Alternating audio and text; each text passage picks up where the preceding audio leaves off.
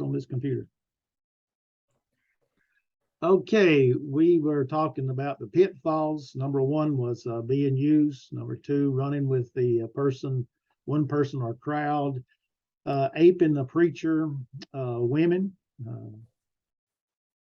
A false start was number five. Number six, too much confidential talk. And number seven, taking sides in a purely personal dispute. And that we talked about number eight, a fussy, sarcastic, smart aleck manner. So it brought us down to number nine, being involved in unwise debates. Now, the test goes all the way down to this, to where we're supposed to be. And let me see here. Let me run through these right quick. Yeah, I've got the book outlined all the way up through chapter 6. Okay. Let's see here. Test over material covered in class September 6, 2022. And so that will be our next lesson of pitfalls 10 through 17. And we'll talk about those, and then we will that's where your test will end. I've already made the test, and I ended it that way. Even if we had not got there tonight, then I would wait until we got down to that point. And you'll make 100. You'll make 100, so don't worry about it. Let me see. Let me go back up here. Being involved in unwise debates. Now, the idea behind that is that I'm not saying we shouldn't debate people, but there are some things that are unwise, and sometimes we will lose our cool. I'll just give you an example. I had a family here. We talked about marriage, divorce, and remarriage, and they don't have the problem with that, but he says that if a person committed adult fornication one time, that wasn't enough to get a divorce. They are trying to work it out, which I agree with that. And then he brought it up in Bible class one Sunday morning. I just simply told him, we've already talked about that, and I'm not going there. And he and I got into it, and we had visitors. And so they eventually left. So you couldn't, I mean, especially in that in a class where you have visitors, or a class where you have those people you're studying with, it's best just not get involved in those. Says, well, we'll talk about that later, or you and I get together would be the best thing to do. But actually, when we stop and think about debating, and better judgment would dictate that more experienced and able brethren should be employed for such a work. When I got out of school, we had one fellow there, and he was very level-headed and very, I guess, argumentative, in a logical way. And he went to a place, and the church grew like everything, because he was debating people. They were getting together and at the church building, at the denominational building, and he was debating them, and he baptized with a great number of people. But he was very ornated in that of debate. And so I can understand what we would debate. I don't call it debate, but his was the ones he were in were actually open. But usually when we go to somebody's house and we're studying with them, there's going to be some debate. We're not talking about that. We're just talking about actually you signing a preposition and things of that sort. It's best to let some people who have the experience in doing things like that to handle it. And excuse me, I noticed when I got out of school that way that a lot of the debating was being done. They were being done in places where there were younger preachers, but they were bringing in people like Guy in Woods and Alan Hires and people like that to hold the debate. So if a person is not prepared, the brethren will know it by the reaction of the community and the brotherhood. And because basically when you get right down to it, debating is an art. Yes, sir. And it is, I would encourage, if they offer, we offer debating or logic, they're trying to find somebody to offer logic because you would need that. And class in logic, we offer the hermeneutics, but class in logic would be great. And if you don't get one, there's the man Marion Fox.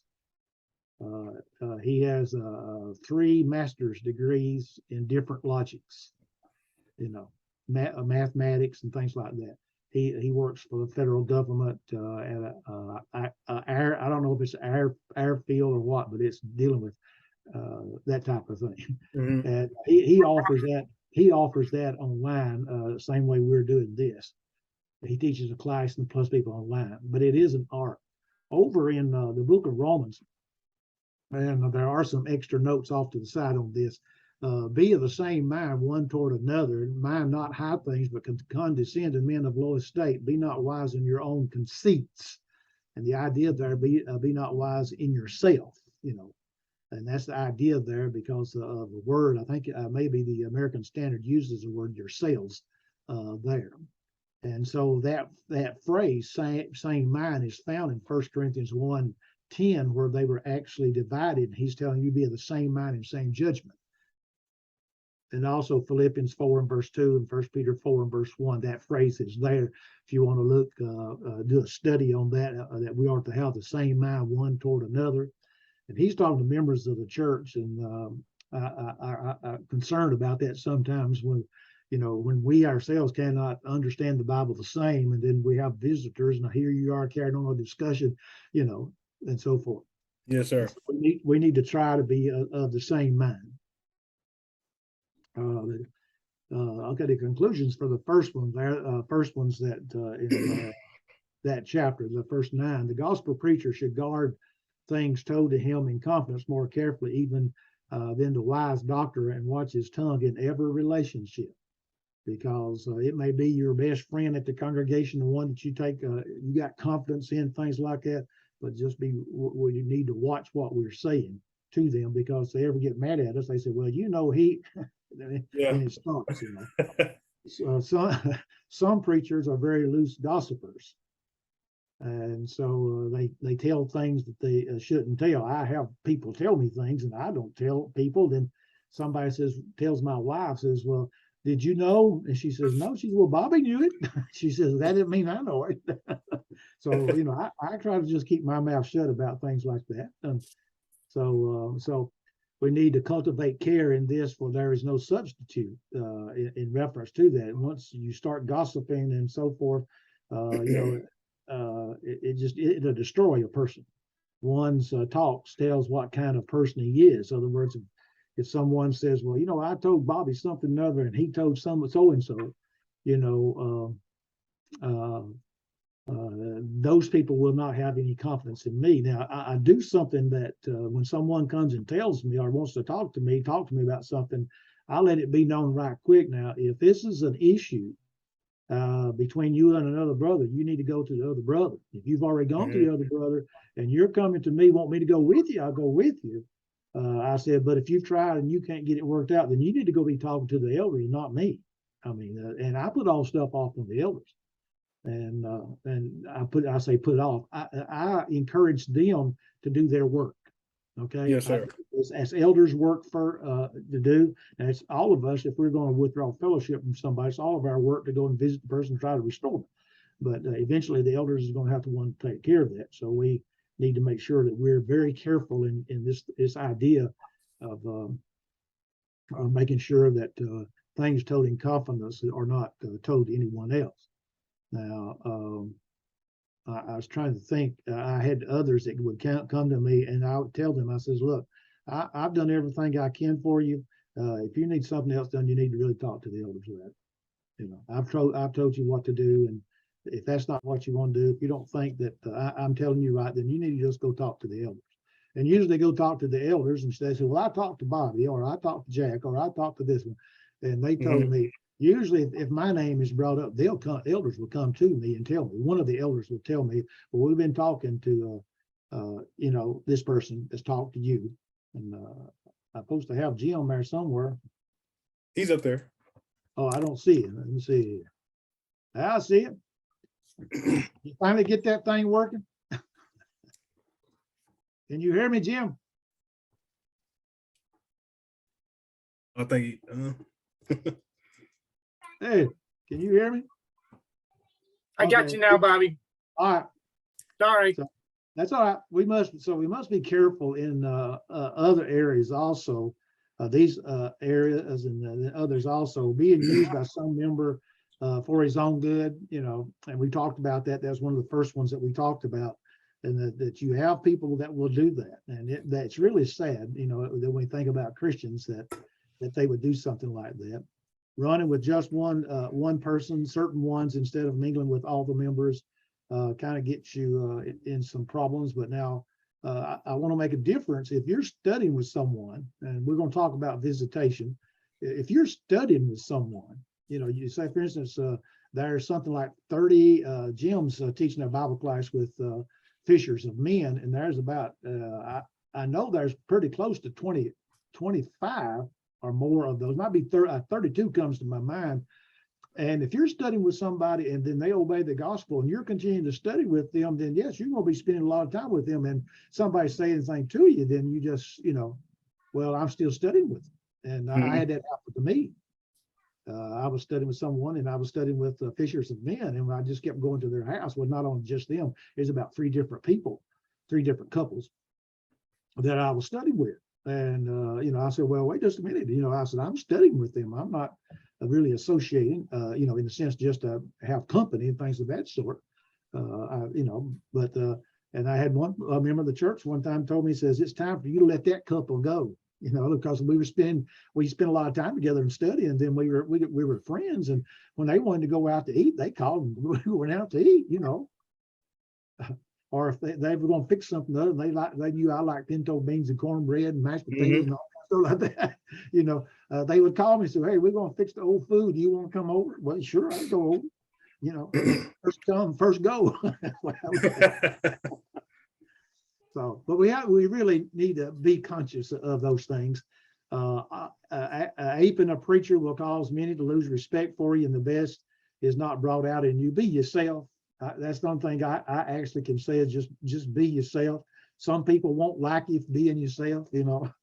My complaints that I have, not only from preaching, but teaching Bible classes, teaching Georgia School of Preaching, is that I talk too fast. And I said, well, I give a lot of material, so I just have to try to get through with it, But some of the students have complained to me, you sure do talk fast. Women, but I always say, if they have any question, or if you need me to repeat, I'll do that. Women will ruin your influence and cause you to lose your soul if not very careful. Now, there are some women who actually, they don't mean any harm whatsoever, but we still have to be on guard, with things like that. There are elderly women that I hug. There is a younger girl that her and her husband, he was an unfaithful member, and she became a member. Her aunt was my babysitter when I was a kid for my mother to work, and she was about the same age as my mother. And we were real close. And she calls her child calls me the only grandfather he ever knew, So, but I'm very careful about that. So. But I believe if one will follow these points, that he will peach much longer. You see that? In other words, you'll peach much longer. And that's now I've said here, I've corrected these things all day. This has been a hard week for me anyway. So, So, but really and truly, the thing of this, and I said this before. I told y'all this before. I wish that every few years I'd go back and read these things, just go over them, just remind me. And if you got the book and you're underlining in the book, and like with Jason, you're outlining the book and just pick up the outline and go through those things, just to give you a reminder. All right, Jason, I've already told him about this. The test over material covered in class September 6, 2022. And so when we get through tonight, we get through this lesson, September 6, 2022, the pitfalls numbers 10 through 17. You're supposed to read chapters 89, which is a required text that deals with these pitfalls. Okay? Yes, sir. All right. In everyday living, There are pitfalls. We understand that. And when we're working with people along, can be a pitfall if you allow them to get to you by what they say or what they do. They may, whether it be good or bad. In other words, it's something good working with them along with them. It's something good. Just still try to, feel like be careful about what you say, about the things that you do. Don't put yourself in a position where something can be said in reference to you. Like I said, I always have someone with me if I'm going to go see just a woman, or if I'm going to study with just a woman. B, however, preachers have the same pitfalls as the brethren. At the same time, the preacher has extra pitfalls. In other words, when we stop and think about their members of the church, that they have to do the very same thing. There was a young couple that I recall, and we were practically, Linda and I, we've been members of the church 2 years, most likely about 2 years when they came to where we were attending. And they had a lot of problems, and to the point that they had there was about 1, 2, 3, about it's four couples, and we had a child, and the Bohannons had a child. The other the other two couples did not, but we'd get together a lot together because we were trying to help one of those couples. And they had problems, and so he really had some issues, and so we had to talk to him and tell him, talk to him about what the Bible said about these things. The preacher, because of the work that he is in, working with people and preaching the truth, he has certain pitfalls that are that affect that of his preaching. And so we talked about the outside, and now we're talking about the preacher himself and some of the problems that he will face as he works with that of people and also preaching the gospel. And it's also because he sees things more things about himself and the brethren because of more study of God's word. Like I said, my wife, Linda, and I, when I was in school of preaching, she says, after we got out of school and everything, she said, you just grew so much, you just grew away, you grew more than I did. And and she was lacking in some things, and and so when we moved and I did local work, she made sure she attended all the classes that she possibly could, especially like ladies' Bible class to be taught, stuff like that. And not only that, but a lot of the places one of the places we went wanted her to be the teacher, and she says, "Well, I'll teach, but I'm not going to teach the whole course." Says, "Why don't we let every woman teach? That could teach." So you have to make sure. He can see the need at different points to stress, or because of a lack of study, he fails. I mean, we look at people, we look at the congregation, and we're sitting back in our little own world as a preacher. We're sitting back and we're asking, well, what do I need to preach this time? What do I need to preach next week? Or when should I preach on this? In other words, we see things that needs to be corrected, or we see the lack of growth in something, so we want to preach on that. But again, we just don't jump on it, and then we're going to talk about that next. But when we see those needs, we need to make a note that I need to preach on modest apparel. I need to preach on things of the world, worldliness, or I need to preach on liberalism, whatever it may be. Any question or comment? I know that's out of line on there, but sorry about that. Okay. Preachers cannot allow the pitfalls go without doing something about them. In other words, like I said, when I moved to Conyers, there's some people there that just said he just talks too fast. So the elders called me in and told me, so I got up and I wrote down on the side of my, matter of fact, I found the sermons. I've got them sitting over here on my desk where I wrote down with a marker, slow down. Then go down about halfway in the page, slow down at the bottom, slow down. But one of the deacons went to the elders and says, y'all are ruining our preacher. He's not the same since he talked to y'all, because they knew I was going to talk to him. And they called me back in and said, you be yourself. I said, well, thank you. I tried to slow down. And finally, the people that were complaining quit complaining, because they got used to the way that I preach. I mean, here I was, let me see, I was 39. Let's see, I went there in 87. So yeah, I was 39 years old and I was taking the place of an 84-year-old man. You know, can you imagine? I mean, could you imagine that you go in and this man's full of wisdom, you know, and experience, stuff like that, but he taught real slow. And then when I moved to Carsville, it was Jack Burch, and Jack was real slow. They cut the microphones up. When I got up, I blew everybody off. But I was loud. They said, cut that thing down.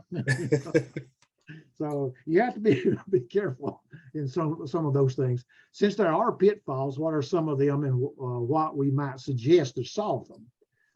There is a way to solve some of them, but I'm just going to give you some instances of how you can solve them, and then you're just going to have to, if you have some of these, then or they come up while you're preaching, then you have to just work on them yourself. The book gives a good things about these, and so most of this comes from that of the book. Preaching on the same thing all the time, and that is going to seed and crusading for one issue. It's not that you preach the same sermon, but you preach the same issue.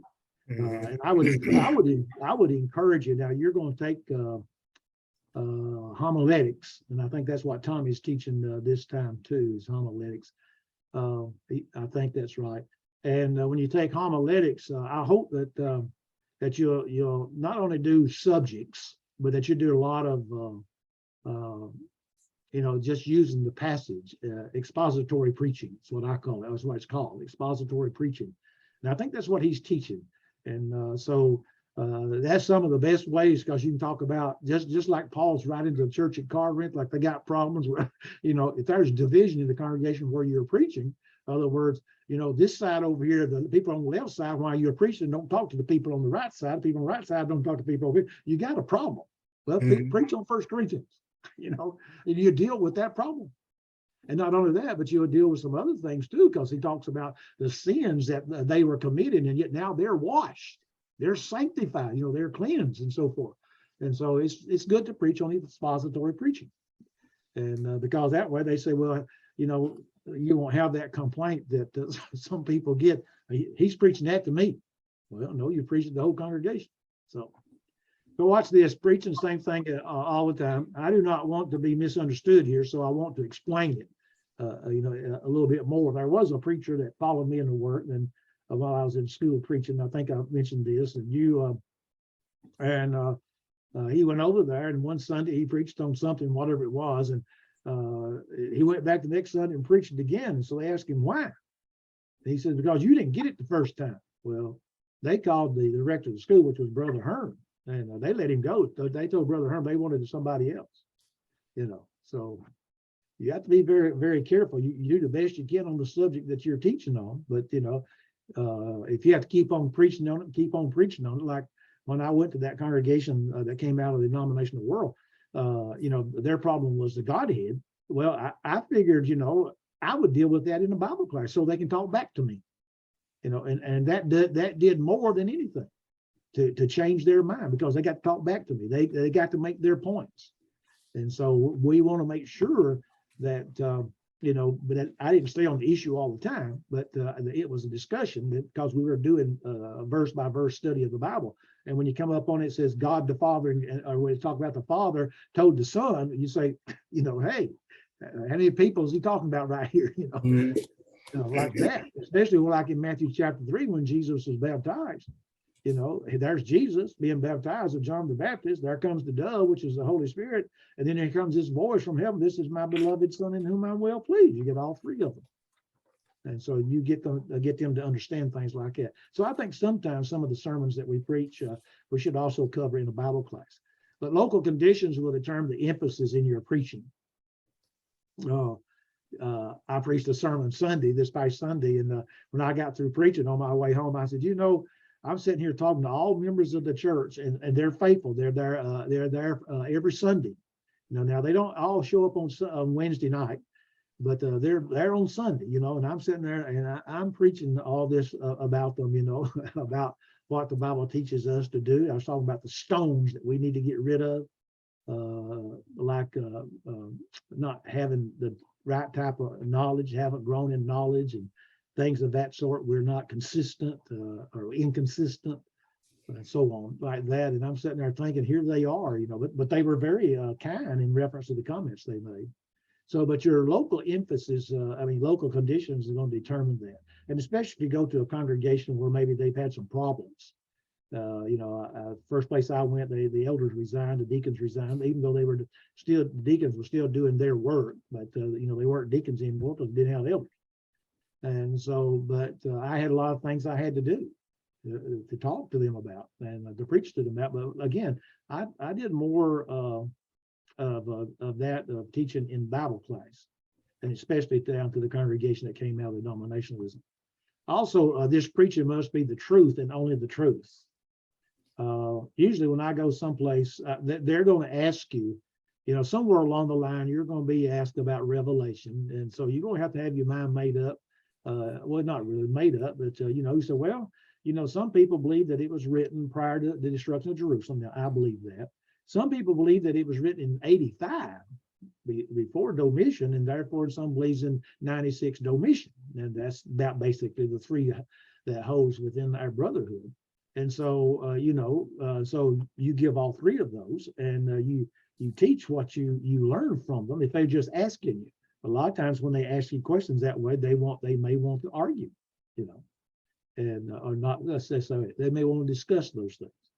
But just preach the truth. I was going to tell you, I used to go to the Crystal. Jim used to go to Crystal with me every once in a while before he went back to work, and. But I went the other day, and the woman wouldn't even shake my hand, give me a bump, because I hadn't been there since about twice since the COVID thing. And I just told her, I said, well, I was in and out of the hospital, but there were 3 Baptists sitting over there. And she says, they've been asking about you. These other people have been asking about you. Make sure you're all right. So they asked me to sit down with them. Well, my sitting down with them led to a discussion about instrumental music and the distinction between the Old Testament and the New Testament. And so we talked the Old Testament, New Testament first. And I said, I'm not under the Old Testament. I'm not a Jew. I said, the 10 commandments, I said, the only commandment that was given that was not already given was keep the Sabbath day holy. I said, it was wrong to kill. Go back to Genesis. Was it wrong for Cain to kill? I said, that's a moral law. I said, but this idea of the Sabbath, and I said, I'm not a Jew like that, So later on, this fellow brought up, he says, I just don't understand that y'all don't have music. I said, we do have music. He said, well, accompanied, your songs accompanied with music. And I said, well, it's because we don't have any Bible for it. He said, well, back in the Old Testament, they did. I said, I've already told you, I'm not under the Old Testament, So you'll have people outside ask that, but sometimes now these people will be in class. You'll be surprised sometimes that somebody pop up and say, well, I don't see anything wrong with instrumental music in worship. They don't understand what the Bible teaches. Well, they don't understand what it teaches. They don't understand how to interpret the Bible. It says sing, and there's a difference between singing and playing.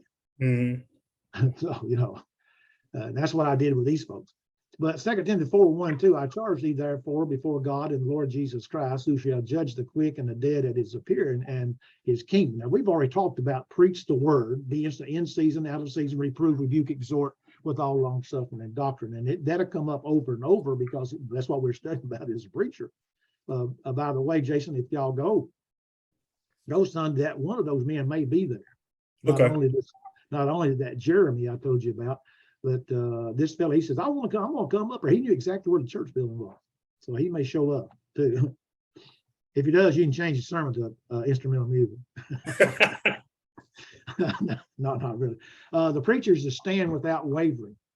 If somebody asks if you're preaching or teaching a Bible class, or after you get through preaching, somebody come by and say something to you, and stick with what you said. You say, when I was over at Hughes, Arkansas, preaching when I was in school, I preached, I hope I get this right, 1 Corinthians chapter 7 there, that unequally yoked together. And I used that on for marriage, but that it's not talking about marriage. And so my second year of preaching there, I made a correction. I got up in the pulpit and made a correction. And one of the good brothers come out, he says, well, I knew you were wrong when you said that in Bible class last year. I said, well, why didn't you say something? He says, I wanted you to learn. You know, I mean, he was just as serious as he could be. I wanted you to learn. I knew you were a student. And I said, well, I appreciate it, but I appreciate more if I do say something that you don't agree with, because you've been in the church longer than I have, grew up in the church. I said, you could help me along. And they did after that. So you just stick with what you said. And then if they can prove you that, show you that that's not the way that it is, you know, that you ought to consider this or consider that, then you need to do that. But always stand for the right no matter what, you know. It's like Brother Nichols did. He went home after preaching the sermon. The woman didn't like how he said it. He went over and apologized, but he didn't apologize for the truth. Never apologize for the truth.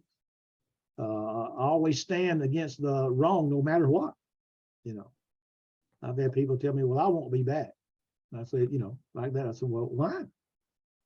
You know, well, I didn't appreciate what you said. You know, I don't appreciate we was going to do withdrawals and church discipline, and some people didn't like it, so they left. They didn't want to do that. So we always always stand against those things that are wrong. Not only that, but if you as a preacher, you do not stand for right and against wrong, your soul is in danger. See, that's the whole thing is that you get up and preach, and I let it be known, James 3 verses 1 and 2. I'm gonna have to be under a stricter judgment than you as just a member, because here I am, I'm proclaiming the word, and I'm saying this is what God said, and this is what you ought to obey to be saved. This is what you ought to obey to make sure you go to heaven. And if I'm preaching things that are wrong, then you point them out to me, and if I won't change, then you know, then I'll lose my soul, and I'm not going to lose my soul. It's like the Jim may remember this. We had a lady, Sister Chase's sister, attended but never obeyed the gospel, and then she went to Florida, and then she got cancer, and she came back up here, and I went over to they said she wants to talk to you. She's in the hospital. She's dying. And I went over there, and I just simply told her, I said, you know, called her by her name and says, look, you don't have the time for me to sit here and teach you. I said, you came to services and you heard what we said. She said, well, tell me what I've got to do to save my soul. I said, well, they're not going to let me stay up here that long. You know, me sit down. I said, I can just tell you the passages, and I want you to understand. And I read James 3, 1 and 2 and told her, you know, I said, if I tell you wrong, I'm going to lose my soul, and I'm not losing my soul, you know. And so I told her what to do. They went and got a big old swimming pool, blew that thing up, filled up warm water. And, the nurses and the orderlies and the mechanics and the maintenance people, everybody come out there, and they carried her out and put her in the water. You know, they even helped me because I had to get down in the water and put her under the water, and they even helped me. So, you know, you always stand for those things that are right, no matter what. And so don't endanger your own soul. Now, many times brethren will want to preach positive, want the preacher want the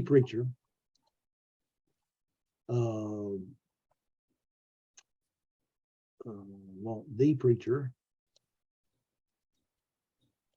I won't change that now, so I won't have a mistake. Change the preacher, want him to preach positive and not negative. But when I obeyed the gospel, we had a strong preacher.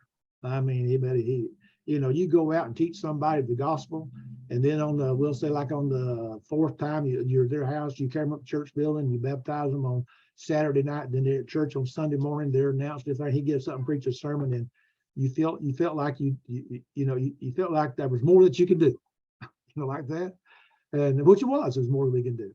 But he was a great preacher, and one of the main members back then made the points about this right here.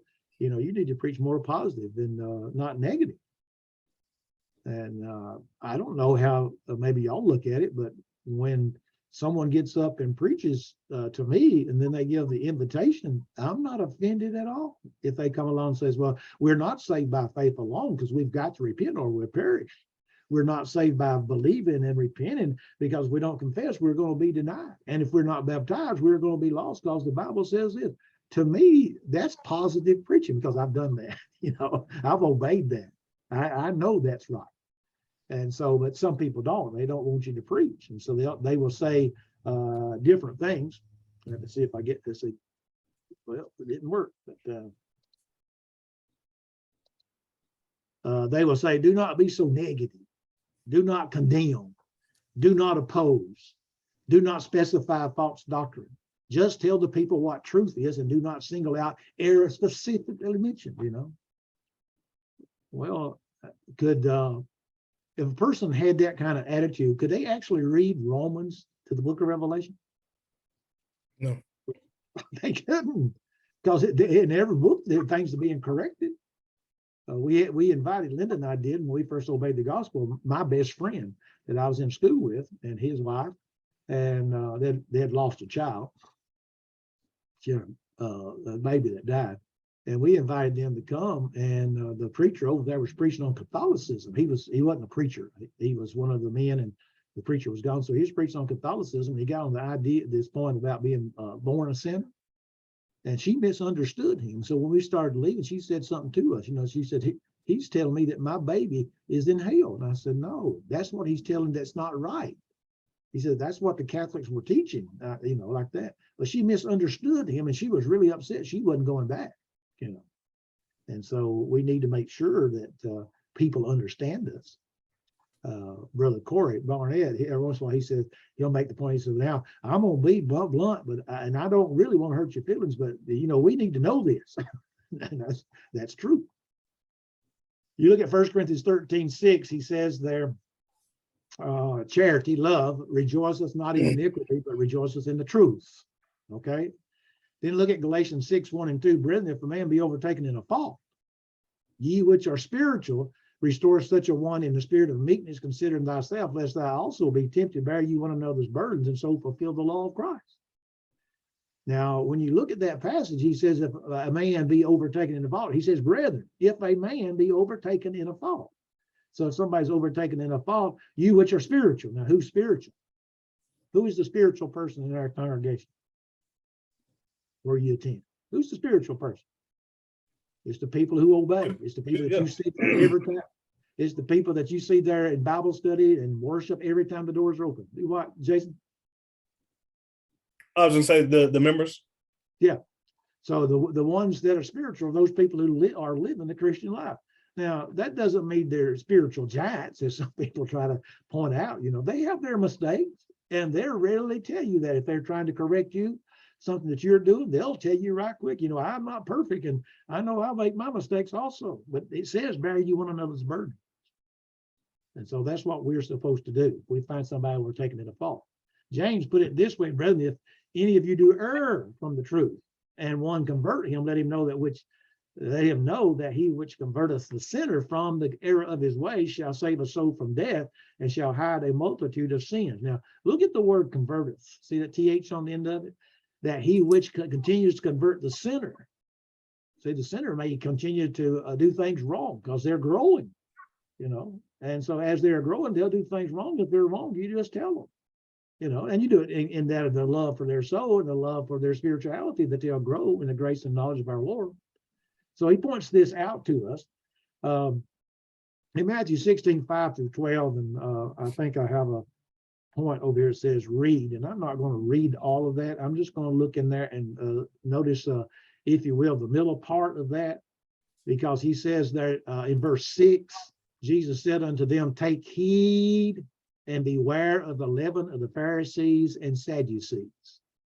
Now, if you'll notice there what he is saying, and I'm trying to see, I put this in here. I looked up the word heed and beware. Don't worry about the Greek words. Again, these notes comes from my other stuff, my things that I've taught. And that's something I would encourage you to do if you ever teach a class, say a book of the Bible, and as you're teaching that book and you get through with it, and sometimes you're reading something other, and all of a sudden he makes a point on maybe a passage where you've already done a Bible study on, or you taught it to the class, and he makes a real good statement. You go back over there and put a note, see book, so-and-so, wherever it is, or write it down, or write it down on a piece of paper and stick it in those notes so you have that. And I learned that from Marion Fox, that I learned some things, and so I go and put them in when I, think about them. So here, look at the word heed and beware. Both of them are verbs. And notice present active, that means it's continuous action. And imperative means it's a command. And notice it's plural. So he's telling all of them to take heed and beware. That he's telling all of his disciples there, all of you take heed and beware. And just stop for a moment now. If all 12 of them were there, all 12 of the apostles, somebody didn't take heed. His name was Judas. He didn't take heed. And also there's Peter at times did not take heed. And so he means to see with the eyes, to see with the mind, to perceive, to know, to see, that is to become acquainted with by experience, to experience. Beware means to turn to, that is to, bring near, to apply oneself, to attach oneself, to hold or cleave to a person or a thing. Now I want you to notice something other up here. Can you see y'all see my arrow on it? You don't see it on the TV, on the screen? Upon the word heed, my arrow there. You see the arrow, Jason? I mean, I see the word, but I don't see the arrow. Okay, you notice the word heed and everything, and you notice this is Greek, the orao and proseko are, notice that I wrote there are both. Notice the difference there in that writing. It's just regular typing, right? Drop down to I give the meaning. You see that word there, to see? Notice it's just regular writing too. Well, that's what Mr. Thayer put in there, and he put to see with the eyes, to see with the mind, to perceive, know, to see, C-I-E, that is to become acquainted with by experience, to experience. Then look at the word beware, and look way down to the very last part. He says, hold or cleave to, notice there it says a person or a thing. Now he put that in there. Anytime you look up in the lexicon, most of the lexicon people, when they give the meaning of a word, it'll be italics or bold. But when they give their comments, it'll be just regular typing. Okay. And I always remember that. I was doing some study for my class, this class, and this fellow said, well, Thayer said this, and well, I went over there. I didn't take his word for it. I went over and looked, and yeah, Thayer, he says this is the meaning that Thayer gave. What he put down was what Thayer said. He didn't put down the meaning of the word. And so I want you to notice that anytime you use a lexicon, you look very carefully at that. Okay. However, it is possible to wear out an issue, even though one is on the right side of that issue. And so we need to understand that we may preach on one evil and carry it to the point where people get tired of hearing. There was a preacher, his favorite word was godliness, ungodly. He'd talk about people, that's just ungodly. And so we need to realize that people will get tired of hearing those types of things. And not only that, but you can do more harm than good if that is all you ever preach about. And so there are times that we ought to preach on the positive things of being a Christian, And what I always tried to indicate when I'm preaching just to members of the church, when I get down, I'm going to talk about the plan of salvation. I said, we've obeyed this, and we're on our way to heaven. In other words, those are positive things.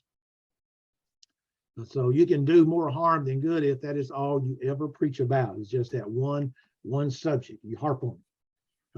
Again, the congregation that was in denominationalism that came out of that's what happened to them for 40 years.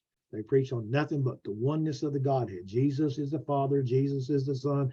Jesus is the Holy Spirit. You have to actually say what Peter said on the day of Pentecost. I baptize you in the name of Jesus for the remission of your sin. That's what you had to say. But we taught them out of that eventually. Look at everyday life, the wars on TV, the news. You just look and look at all the things that are taking place. Especially now, just look what our government is trying to actually do in reference to Christianity, quote Christianity, okay, to anybody believing in God. They're trying to do some things to destroy all of that. They actually want us to be a heathen nation. That's what they want us to be, because that way we'll be at one another's throats. Preaching on the same thing all the time, examples of things we could preach on or hurt if we went too far with them. there are some things, and one of those things is liberalism. This is a subject that we must preach on and let brethren know what it is and what harm it does, but we can stay on it too long. You know, there is a thing in the church, anti-ism, okay, and then liberalism. Anti-ism is binding places where God does not bind, and liberalism is loosing what God did not loose, okay.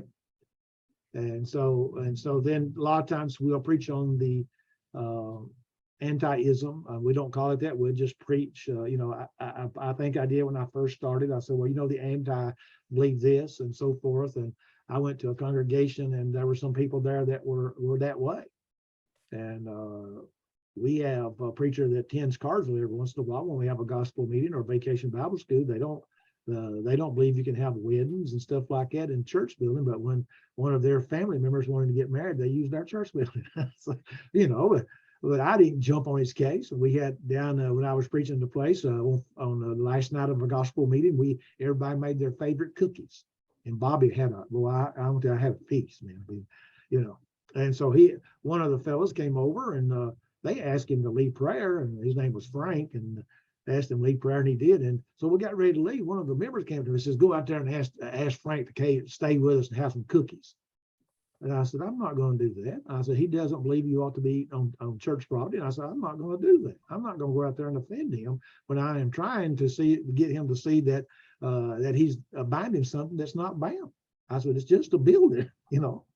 And he kind of looked at me, and he never did mention anything else to me. But I never did get in with Frank. I mean, he was just hard-headed. He didn't want to change anyway. But liberalism, as I said, this is something we have to preach on, but we can't stay on it on a long time.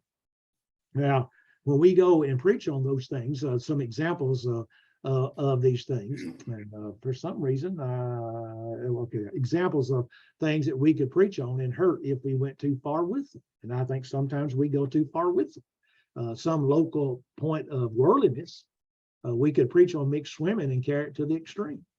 You know, I remember we started in that congregation down in Alabama. We started youth things, and the youth never had anything. I had some 19-year-old girls that was 18. They got out of school, and man, they were just when we started that thing, they invited everybody to their school to come. I mean, they go around inviting them because they never had anything like that. And so we had I think three families had swimming pools, and so one of them wanted us to have a youth devotional over there. And so they said, okay. And one of those 19-year-old girls went in, or they were in their class, and she got up and told them, says, we don't want to offend brother and sister Gaten. So everybody, whatever you wear something that covers you up if you're going to get in the water. And they did. Most of them went and bought them a shirt, a pullover, it's like a t-shirt. It went all the way down to their knees. And they played tag in the water, okay? All of a sudden, we had one of our members show up with a two-piece bathing suit. Skinny, you know, looked like strings. You know? And those two girls took her out of the swimming pool and carried her inside and got the host of our youth devotion to give her a shirt to wear. They said, you're not going to offend them. They didn't see anything wrong with it, see, at the time. And so you'll find some people that will take things to the extreme. However, we can do like some preachers and never preach on it. You know, people would tell me down there, well, we've never heard that. We've never heard a preacher on that, on different things that I would preach on worldliness and why they're wrong. They didn't see anything wrong in having denominational singings. During the time they'd have a gospel meeting, they'd invite the Baptist singing groups, and one of our elders sung with a Baptist singing group, whether Baptist, Methodist, or whatever they were, and they would invite them to come. Well, that was the first month I was there. That never happened again because we taught them out of it. Okay, and we had one time we had an elder say invitation song. He says, "Can I sing that song?" Well, I thought he meant the whole congregation. The song wasn't even in the book. He wanted to sing a solo emotionally. Well, just as soon as it was over with, I told him. I said, no, I said, we can't do that. You can't do that. And then we had one time we dismissed, and one of the members asked a woman to get up and lead this song that nobody knew. She knew it. She knew the tune to it and everything like that, but she got up and she didn't want to. He put pressure in to do it. And I pulled him aside, told him the same thing. I said, no, you don't do that. Well, we weren't worshiping. I said, you trying to tell me you're singing a song that's a religion? No, I don't say religion, a hymn about God, and you're letting a woman to lead that song? We didn't do that anymore either. I mean, you had to, but the thing is, they respected me. Now I bring up passages for them to look at. So we need to make sure that we preach on those things, and we get people. And once you preach on those things, as we'll say, you don't preach on the same thing every time. But once you preach on those things, people are going to ask you questions, and that's a good thing when they start asking you the questions. If we do that, we are not preaching all the counsel of God if we don't preach on those things. Acts 20, verse 27. Yes, the preacher is to oppose error, but but to do it with a sensible balance. We need to be balanced in our preaching. If we're going to preach, if we can't be preaching negative stuff all the time, we can't be preaching positive all the time. There needs to be, even though reprove, rebuke, and exhort. Exhort is a positive. The other two, about. If you go and read the epistles, you'll find more rebuking and so forth than you will exhorting, but you'll find both, all three of those. And so, any questions? Okay, the length of sermons. My philosophy is I prepared this sermon and I'm going to preach it until I preach every bit of it. Well, I mean, that was really, I'm serious when I do that. When I hold gospel meetings, the gospel meetings, sometimes you preach about 45 minutes, and sometimes people preach longer than that. But if I go to a gospel meeting, they said, we want you to preach on certain things. I said, well, you do understand it's going to take more than 25, 30 minutes to deal with something like that, And they said, we don't care about the time. Says, if people want to get up and leave, let them get up and leave. He said, but we want this talk while you're here. That's why we want you to come. We want you to teach this. These summer series, I go, every time I go, they tell me, I said, well, I hand out an outline. They said, well, that's a lot of information. I said, well, I can cut it. Oh, no, we're not in a hurry to leave, And so that makes you feel good that they want, because they signed the sermon, signed the lesson for you to do. So the length of the sermon, there are some determining factors in the length of sermons. There would be the ability of the speaker. I always said I wanted to speak all night, and then I preached one time for about 4.5 hours talking about the Holy Spirit. We had breaks in between, and then when I got through, I was ready to go home, go to bed. I was tired. Plus I had to drive back. It's 140 miles back. And so sometimes there is a special character of a sermon or an occasion that you're going to have to deal with. I think some of these summer series, sometimes that's what they are. I mean, they're asking you to preach on that. This one, I've already had someone call me for next year and already give me my subject. They're preaching on the sermons that want you to preach on the sermons, or use the sermons that Marshall Keeble preached. And mine's confession.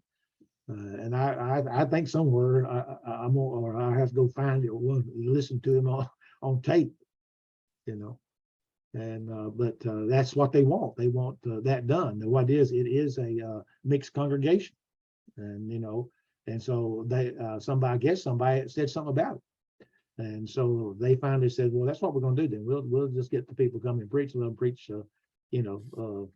confession. And the other was going to preach on the other parts of what must I do to be saved. The ability of the speaker, sometimes the special occasions. Let's see, sometimes special needs, and there will be times there will be special needs. You'll have, we had a member here said one time, he made the comment, let me get this right. He says, I think the doctrine of premillennialism, that is the 1,000-year reign, the rapture, the tribulation, I think it's just a matter of opinion. I don't think you can doctrinally, from a biblical standpoint, that you can show that you know, it's wrong. I told him, I said, well, I can. You know, I don't. I said, no, I don't agree. I said, a person gonna lose their life, lose their soul. He didn't like it, you know, but I can't help that. I mean, I said it nicely, and I said, I'd be more than happy to show you. I said, because I said, you take the new birth. If a new birth, if the kingdom hasn't come, there's no such thing as a new birth. Because he says, tells Nicodemus, he tells Nicodemus before he ever dies on the cross, you know, you got to be born again to see the kingdom or to enter the kingdom. How can you do that? How can you see it or enter it if it had come? You know. And so, but well, I didn't get anywhere. I don't know if he still, what it was, there was a congregation he came from, and his brother still believes that, and he thinks it's all right. So here's the things for that in reference to length of the sermon. Let me do this one. Things to remember about the time and length of a sermon. Well, I guess we might have to wait. I got 7. What time y'all got? I got 7:29. So yeah, 7:30. Yeah. 7:30, right? Exactly. So we'll take 15-minute break.